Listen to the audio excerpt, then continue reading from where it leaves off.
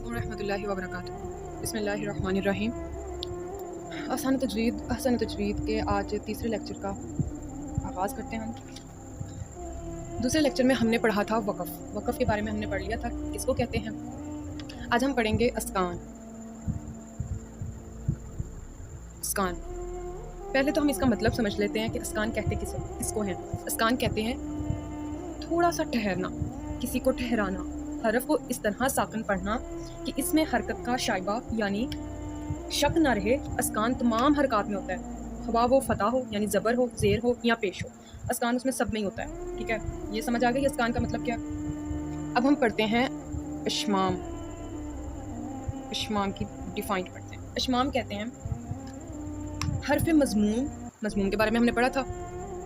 मज़मूम को साकन करके होंठों को गंजे की तरह गोल बना के ज़मे की तरफ इशारा करना अशमाम सिर्फ ज़मे में होता है। अब अस्कान के बारे में हमने पढ़ा है। अस्कान ज़ेर, ज़बर और पेश में होता है। अब अशमाम जो है ना वो सिर्फ और सिर्फ पेश में होता है।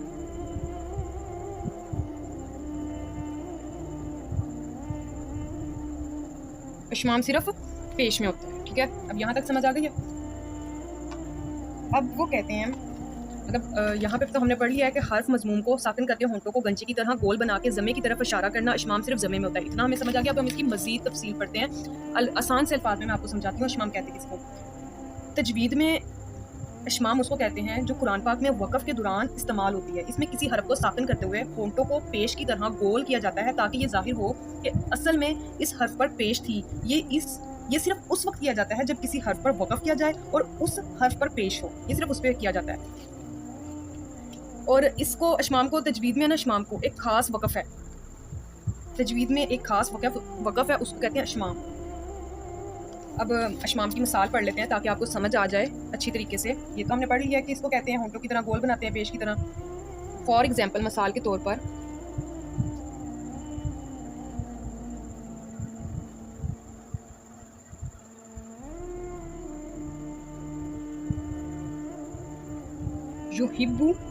युहिब्बू लफ्ज़ है।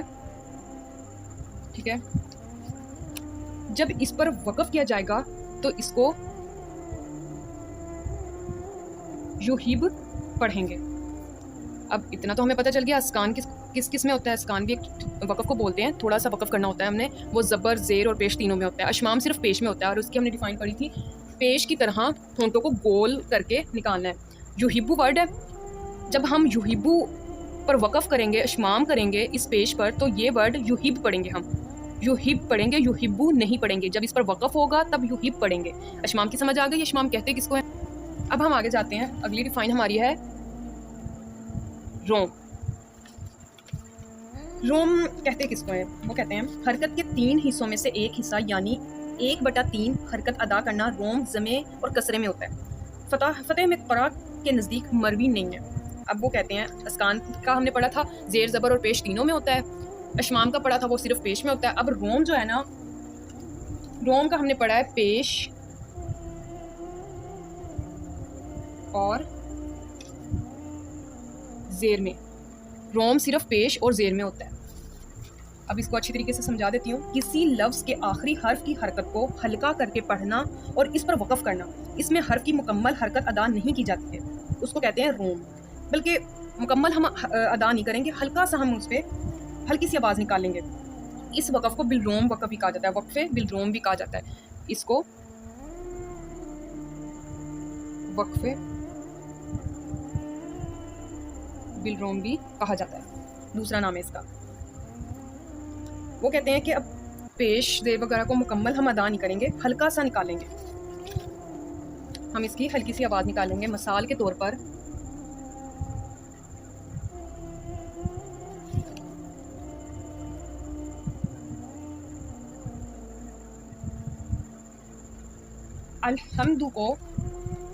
अलहम्दु दाल के ऊपर जो पेश है इसको हल्का करके अदा करेंगे।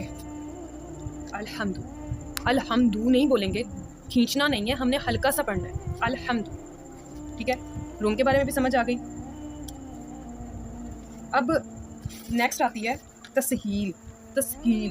हमज़ा को हमज़ा के मखरिज और हमज़ा की हरकत के मुवाफिक हरफ़े मद्दा, मद्दा के बारे में भी हम पढ़ चुके हैं, हरफ़े मद्दा के मखरज के दरमियान से अदा करना। ठीक है, अब इसको मज़ीद तफसील के साथ पढ़ लेते हैं। अब लुग़वी मायनी में तसहील को का मतलब है आसानी पैदा करना। ठीक है, लुग़वी मायनी ये है, और इस्तिलाही मायनी ये है कि तसहील की इस्तिलाही मायनी तजवीद व क़रात में हमज़ा के तलफ़्फ़ुज़ में तख़फ़ीफ़, नरमी पैदा करना, तसहील का इस्तेमाल। अब वो कहते हैं कि तसहील पे लुग़वी मायनी आसानी पैदा करना है, और इस्तिलाही मायनी तजवीद व क़रात में हमज़ा के तलफ़्फ़ुज़ में नरमी पैदा करना है। यहाँ तक समझ आ गई है? अब हम ये समझ लेते हैं कि तसहील कहाँ कहाँ इस्तेमाल होता है। जब दो हमज़ा इकट्ठे आ जाएं, मिसाल के तौर पर दो हमज़ा उन्होंने कहा इकट्ठे आ जाएं, ये हमज़ा और ये हमज़ा, जब ये दोनों हमज़ा इकट्ठे आ जाएं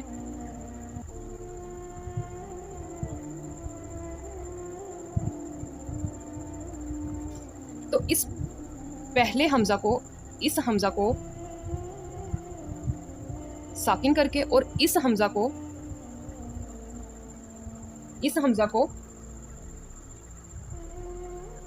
मुतहर्रिक करके पढ़ते हैं। ठीक है, मुतहर्रिक का भी हमने पीछे डिफ़ाइन पढ़ी है, साकिन की भी पीछे हमने डिफ़ाइन पढ़ी है। जब ये दोनों तसहील में जब ये दोनों दो हमज़ा आ जाएं तो पहले हमज़ा को साकिन और दूसरे हमज़ा को मुतहर्रिक करके पढ़ा जाता है, उसे कहते हैं तसहील। अब जहाँ जहाँ तसहील आएगा आपको पता चल जाएगा कि तसहील कहते किसको। ठीक है, अब अगली डिफ़ाइन हमारी है तहकीक। तहकीक हमज़ा को इसके असली मखरिज से तमाम सफ़ात के साथ अदा करने को तहकीक कहते हैं, मतलब खूबसूरती से और साफ साफ तरीके से अदा करना, उसको बोलते हैं तहकीक। अब आ गया है नीचे अब्दाल। अब्दाल के मायने से ही पता चल रहा है, अब्दाल के लफ्ज़ से ही पता चल रहा है बदल देना, इसके मायने ही बदल देने का। हमज़ा को मकाबल के हरकत माक़बल के हरकत के मुवाफिक हरफ़े मद्दा से बदलना, मिसाल के तौर पर किसी चीज़ को किसी दूसरी चीज़ की जगह पर रख देना, उसको कहते हैं अब्दाल। अब हमारी अगली डिफ़ाइन है सक्ता। सक्ता के वर्ड से ही पता चल रहा होगा कहते किसको हैं, मतलब ठहरना, थोड़ी देर के लिए ठहरना, उसको बोलते हैं सक्ता।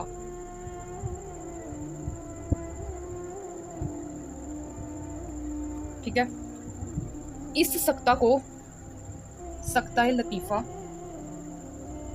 मतलब उसके मायने बता रही हूँ, मतलब जो नाम है वो बता रही हूँ सक्ता के, कि इस सक्ता को सक्ता लतीफ़ा भी कहते हैं,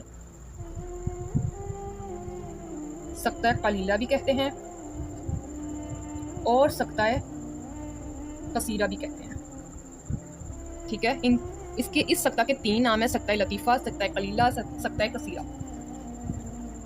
मिसाल के तौर पर मैं आपको बता देती हूँ, इसकी मिसाल भी बता देती हूँ ताकि आप लोगों के लिए आसानी रहे। मिसाल के तौर पर मैंने किताब पढ़ी, अखबार ख़रीदा और फिर चाय पी। मैं लिख कर दिखा देती हूँ, आपको ऐसे समझ नहीं आएगी सक्ता कहते हैं किसको है। इंग्लिश में सक्ता सेमीकोलन को भी कहते हैं। ठीक है, इंग्लिश में सेमीकोलन को भी कहते हैं।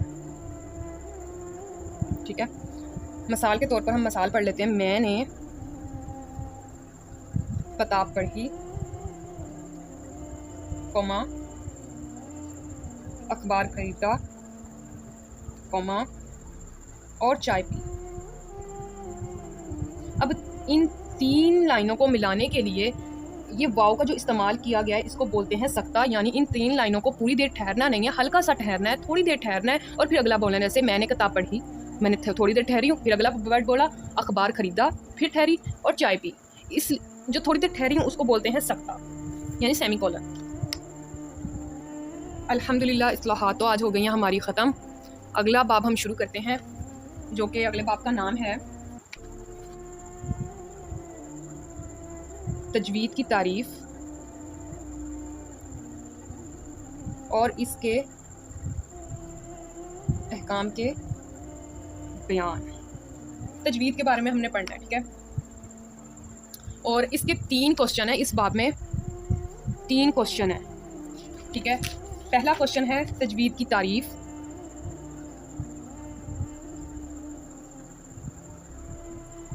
पहला क्वेश्चन। दूसरा क्वेश्चन है तजवीद का हासिल करना और इसके खिलाफ कुरान शरीफ पढ़ना कैसा है। ठीक है, तीसरा क्वेश्चन हमारा है लहन जली और लहन खफी, इसका फ़र्क पढ़ना है हमने और हुक्म पढ़ना है। ठीक है, सबसे पहले हम पढ़ लेते हैं तजवीद के बारे में। मखारिज, सफ़ात और तमाम कवायद की रिआयत करके इन दोनों किस्म की गलतियों से बचकर कुरान शरीफ पढ़ने का नाम तजवीद है। मतलब ये है इसका कि कुरान पाक में कोई भी गलती किए बगैर उसको साफ साफ खूबसूरती से बयान करना, पढ़ना, उसको कहते हैं तजवीद। कुरान शरीफ की सेहत का दारोमदार इन्हीं कवायद और मखारिज सफ़ात पर है, इनको अच्छी तरह याद कर लेना चाहिए। ठीक है, अब उन्होंने कहा है कि तजवीद की तारीफ़ करें। हमने तजवीद की तारीफ़ में ये बता देना है कि कुरान पाक को खूबसूरती से साफ मैं अपनी वर्डिंग में बता रही हूँ ताकि आप लोगों को अच्छी तरीके से समझ आ जाए। तजवीद की तारीफ़ ये है कि कुरान पाक को साफ खूबसूरती से बगैर किसी गलती के अदा करना, उनके अल्फाज, कुरान पाक के अल्फाजों को अदा करने को तजवीद कहते हैं। ठीक है, यहाँ तक समझ आ गई। अब उन्होंने अगला क्वेश्चन दिया है हमने, पहला क्वेश्चन तो हो गया है हमारा हल।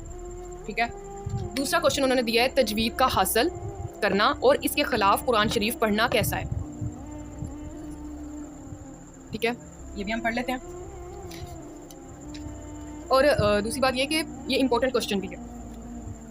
अल्लाह ताला ने अपने कलाम पाक में तरतील यानी तजवीद के साथ कुरान शरीफ पढ़ने का हुक्म फरमाया है। तरतील का मतलब है ठहर ठहर कर खूबसूरती के साथ अदा करना।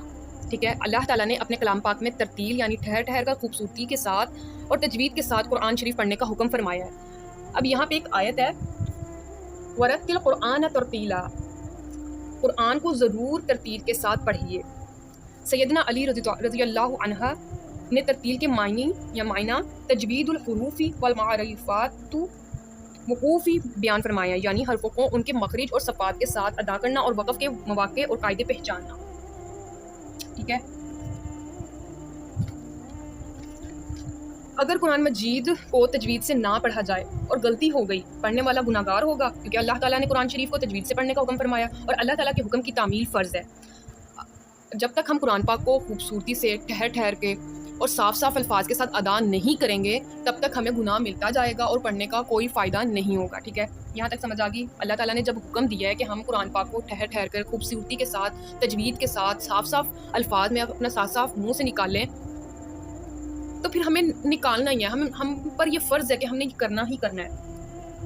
ठीक है, अल्लाह ताला के हुक्म की तामील हम पर फ़र्ज़ है। बस तजवीद के ख़िलाफ़ कुरान शरीफ पढ़ने वाला अल्लाह ताला का नाफरमान है और जो अल्लाह ताला की नाफरमानी करे वो यकीनन गुनाहगार होगा। हदीस शरीफ में है, रुब्बा कारियन लिल कुरानी वल कुरानु यलआनुहु, बाज़ लोग कुरान पढ़ते हैं और कुरान उन पर लानत करता है। हदीस बयान की है मैंने, मतलब ये कि जो शख्स कुरान पाक गलत पढ़े तो कुरान पाक खुद ही उस पर लानत करता है, लानत देता है। इसलिए हर मुसलमान का फ़र्ज़ है कि कुरान शरीफ को तजवीद के साथ पढ़े ताकि गलती ना हो। ठीक है, दूसरा क्वेश्चन भी हमने पढ़ लिया। अब तीसरा क्वेश्चन है लहन जली और लहन खफी का फ़र्क और हुक्म पढ़ना है। लहन जली में अपनी वर्डिंग में, आसान वर्डिंग में आपको बता देती हूँ कि कहते किस पर। कुरान मजीद की तिलावत में ऐसी वाज़िया और बड़ी गलती है लहन जली जो मायने को बदल दे या इसमें तब्दीली का सबब बने, उसे बोलते हैं लहन जली। ठीक है, मतलब एक हर्फ के दूसरा हर्फ या बजाय हरकत के सकून और बजाय सकून के हरकत या बजाय ज़बर, मतलब ज़बर के ज़ेर पढ़ रहे हैं, हम ज़ेर की जगह ज़बर पेश पढ़ रहे हैं, पेश की जगह ज़बर पढ़ रहे हैं। ये इतनी बड़ी गलतियाँ करने को, गलती को लहन जली कहते हैं। या कहीं लिखा लिखा मतलब पेश को इतना खींच कर पढ़ते हैं, कुछ लोग पेश को इतना खींच के पढ़ते हैं, तो ये गलती है जो कि कतन हराम भी है। ठीक है, अब इसकी इकसाम भी पढ़ लेते हैं। हर्फ को दूसरे हर्फ से बदल देना, जैसे अभी मैं लिख भी देती हूँ। लहने जली की इकसाम पहली है, हर्फ को दूसरे हर्फ से बदल देना, जैसे अलहम्दु को अलहम्दु पढ़ना। अलहम्दु को यहाँ पे है नरम अल्फाज, नरम लहजे में बोला जाता है, उसको इस अलहम्दु को अलहम्दु के साथ के जगह पढ़ना, यह हर्फ को हर के साथ बदल दिया उन्होंने, ठीक है। दूसरी गलती है हरकत को बदलना। हरकत किसको कहते हैं? जेर ज़बर पेश को। हरकत को बदलना, जैसे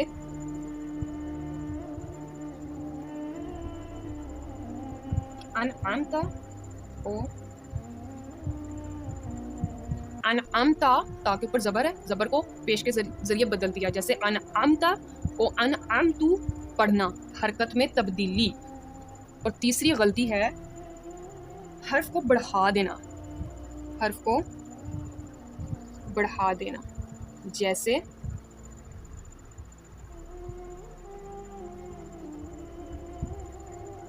लम यलिद को लम यालिद पढ़ना, हर्फ को हर्फ की जगह बदल दिया। चौथी गलती है हर्फ को कम कर देना। हर्फ को कम कर देना, जैसे वलम यूलद को वलम यलिद पढ़ना, हर्फ को कम कर दिया। पांचवी इसमें गलती है किसी हर्फ को साकन की जगह मुतहर्रक और मुतहर्रक की बजाय साकन पढ़ना, ठीक है। इसमें लहने जली में 5 किस्म की गलतियां हैं। पहली गलती हर्फ को दूसरे हर्फ से बदल देना, जैसे अलहम्दु को अलहम्दु पढ़ना। दूसरी गलती हरकत को बदलना, जैसे अनअमता को अनअमतु पढ़ना। तीसरी गलती हर्फ को बढ़ा देना, जैसे लम यालिद को लम यालिद पढ़ना। और चौथी गलती हर्फ को कम कर देना, जैसे वलम यूलद को वलम यलद पढ़ना। और पांचवी गलती है साकन को मुतहर्रक की जगह, साकन के बारे में भी हम पीछे पढ़ चुके हैं, मुतहर्रक के बारे में भी पीछे हम पढ़ चुके हैं। साकन को मुतहर्रक की जगह और मुतहर्रक को साकन की जगह पढ़ना, ये 5 लहने जली की गलतियाँ हैं। लहने जली का हुक्म भी पढ़ लेते हैं। उन्होंने हुक्म भी क्वेश्चन में मांगा था। लहने जली का हुक्म ये है कि हराम समझा जाता है लहने जली को, और कुरान के मायने बदल जाते हैं, जिससे नमाज भी फासद हो जाती है। ये लहने जली का हुक्म है। अब लहने खफीफ पढ़ते हैं।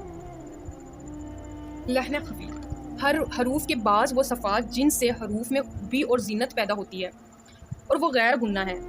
माहिर कारियों के सिवा मुब्तदी और आम लोग जिनको नहीं समझ सकते, जैसे रा में हद से ज़्यादा तकरीर करना या बेमहर गुन्ना करना या बजाय अजहार के अदगाम या इख्फा, ये अदगाम और इख्फा के बारे में भी हम पढ़ चुके हैं पीछे, और बजाय अदगाम या इख्फा के अजहार के बारे में भी हम पढ़ चुके हैं। मतलब अदगाम की बजाय इजहार कर रहे हैं, और अदगाम या इख्फा और बजाय अदगाम के या इख्फा के इजहार पढ़ी जा रहे हैं, बजाय मद के कसर और कसर के मद पढ़ी जा रहे हैं।